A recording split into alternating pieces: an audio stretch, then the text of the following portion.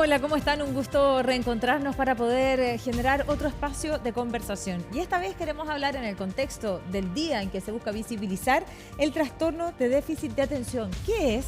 ¿Cuáles son sus síntomas? ¿Cómo se puede, cierto, manejar?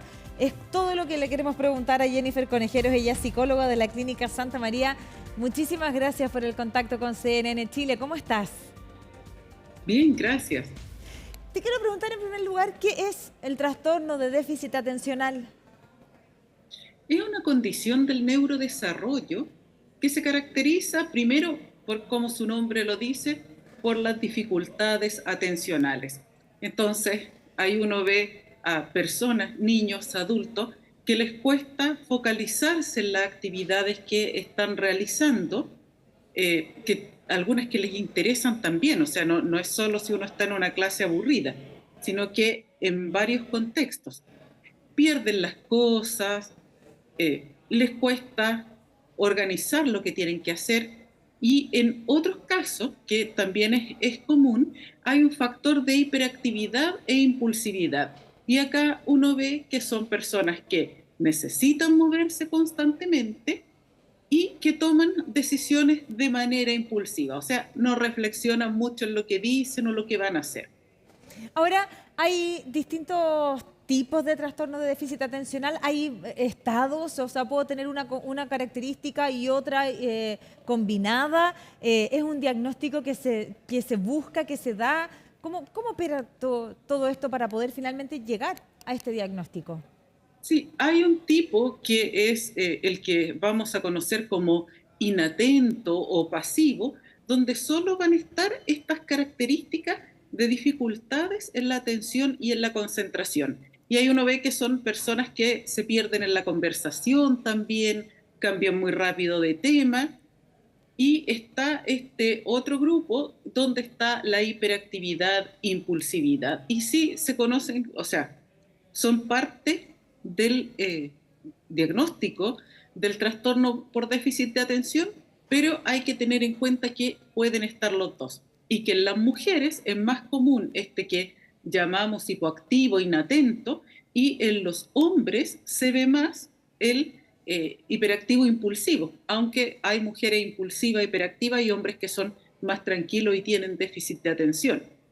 Ahora, Perdón. sí, no, te quería preguntar porque es una condición, bien nos explicabas al inicio de esta conversación, y es una condición en la cual hay que trabajar para buscar herramientas para poder lograr, por ejemplo, tener mayores espacios de tiempo de atención, lograr controlar la impulsividad, o finalmente es una condición que es permanente, que no se puede trabajar de ninguna manera y a la cual nosotros tenemos que, de cierta forma, incluir.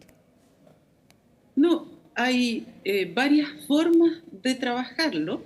En general se detecta en la infancia con dificultades escolares, porque uno ve que dependiendo la severidad, por ejemplo, hay niños que les va a costar incluso lograr la lectoescritura porque no se concentran. Otros van a funcionar bien, pero en cursos más difíciles van a aparecer las dificultades porque se demoran más en contestar la guía, las pruebas. Y ahí lo que habitualmente se hace es derivar o pedir una hora con un neurólogo y quien va a ver los síntomas clínicos y va a decidir si es necesario hacer una evaluación neuropsicológica donde se ven en específico estas áreas, eh, desde el coeficiente intelectual, capacidad de atención, concentración, funciones ejecutivas, y desde ahí se define un plan de trabajo que puede ir desde lo farmacológico, que se trabaja con el médico, hasta herramientas para manejar, por ejemplo, el tema de la planificación. Y ahí le enseñamos, que es bien simple, y lo hacen también las psicopedagogas, lo hacemos algunos psicólogos, a organizar el espacio.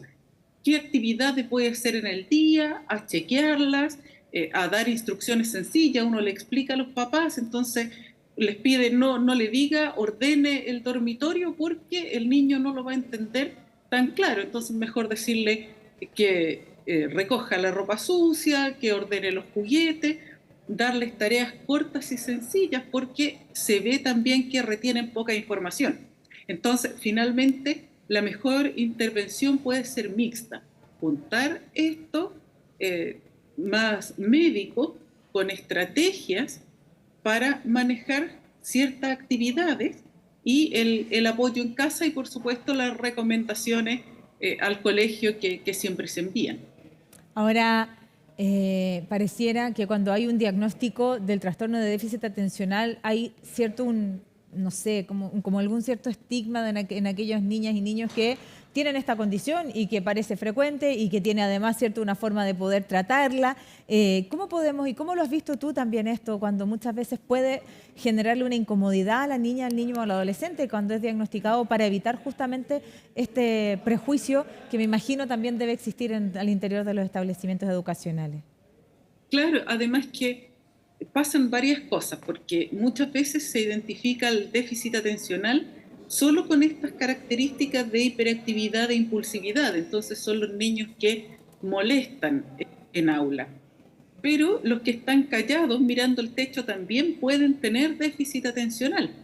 Como a veces les afecta en el rendimiento escolar, baja la autoestima y dicen, bueno, pero es que no soy tan inteligente, no soy capaz. Entonces ahí es sumamente importante en colegio, en casa, en los profesionales, decir, esto no tiene que ver con las habilidades, es una condición específica que en la medida que se trabaja se pueden potenciar todas las otras características positivas.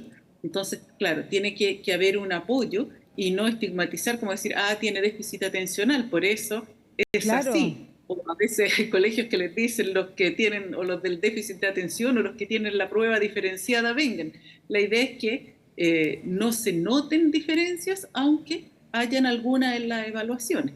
¿Qué pasa si es que efectivamente somos mamás, papás, tenemos alguna sospecha que nuestra hija o nuestro hijo pueda tener cierto esta condición del trastorno de déficit atencional? ¿Qué es lo que tenemos que hacer y a qué señales tenemos que estar alerta? Mira, las señales en general son estas que al niño le cuesta concentrarse en el colegio, pero también en la casa, que duran poco haciendo actividades, incluso esas que les gustan. No cuentan las pantallas porque las pantallas son adictivas y Y tiene concentran toda la dopamina y atención. O tenemos sea, otro problema ahí que lo es hablaremos otro también en otra problema. Así que oportunidad, claro. claro, cuando dicen se concentra en los videojuegos, no, eso no sirve. Sí. En actividades que sean entretenidas en la casa, en las clases, la baja de notas, perder cosas, estos niños que se están moviendo todo el tiempo, y en el caso de las mujeres también que les cuesta establecer algunas relaciones, sobre todo hacia la adolescencia, porque se distraen. Entonces no pueden tener conversaciones tan largas o se les dificulta y lo empiezan a pasar mal también en el área social. Los niños que son muy impulsivos son rechazados por los compañeros Claro. también porque no les gusta jugar con el que pasa y empuja a todo el mundo. En ese caso, Eso. cuando tenemos esas señales que bien nos explicas y que es importante, porque claro, en el colegio los papás, las mamás no estamos presentes, entonces tenemos que recibir los insumos que vienen desde sus profesoras o profesores, pero en la casa también podemos ver y estar atentos a esas señales. ¿Y cuál es el primer paso en este caso? ¿Es ir directamente donde un neurólogo, pedirle evaluación en el colegio? ¿Qué es lo que tenemos que hacer para poder hacernos cargo y que finalmente nuestros niños sean incluidos de la mejor manera y que tengan una infancia feliz, que es finalmente lo que todos buscamos? Claro, la idea es que cuando se juntan estos antecedentes de colegio, casa, que el colegio pueda mandar un informe para que los padres vayan al neurólogo efectivamente porque es el canal de entrada, porque van a necesitar el examen médico. Y ahí el neurólogo va a definir si se necesita algún otro tipo de evaluación, que puede ser por psicopedagogía, en neuropsicología, eh, o lo que él estime ahí, y con eso se va a hacer el diagnóstico completo y se piden las adecuaciones curriculares o el ingreso a pie o los cambios que sean necesarios en el colegio para lograr que los niños aprendan y esto que es lo más importante, que se sientan felices. Finalmente, la última pregunta. En el contexto del día en que se busca hablar sobre el trastorno del déficit atencional, ¿por qué es importante que tengamos estas conversaciones? ¿Por qué es importante finalmente poner en la mesa este tipo de diálogos? ¿Por qué es importante poner el trastorno de déficit atencional en la mirada? Bueno, hay una prevalencia alta, en torno al 10%, cambian en algunos papers, en alguna literatura. Es frecuente. Si no hablamos de esto, se tiende como a sobrediagnosticar en los colegios, porque se piensa que todo niño que no puede estar tranquilo tiene déficit atencional. Pero también se les pone un cartel como si fuera un problema mayor y no se miran los otros beneficios, o se estigmatiza, es que tiene déficit atencional, entonces va a ser un niño problema, cuando no es así. Y a los niños que son diagnosticados es como, es que soy el tonto, soy el distinto, o todo me sale mal porque tengo déficit atencional.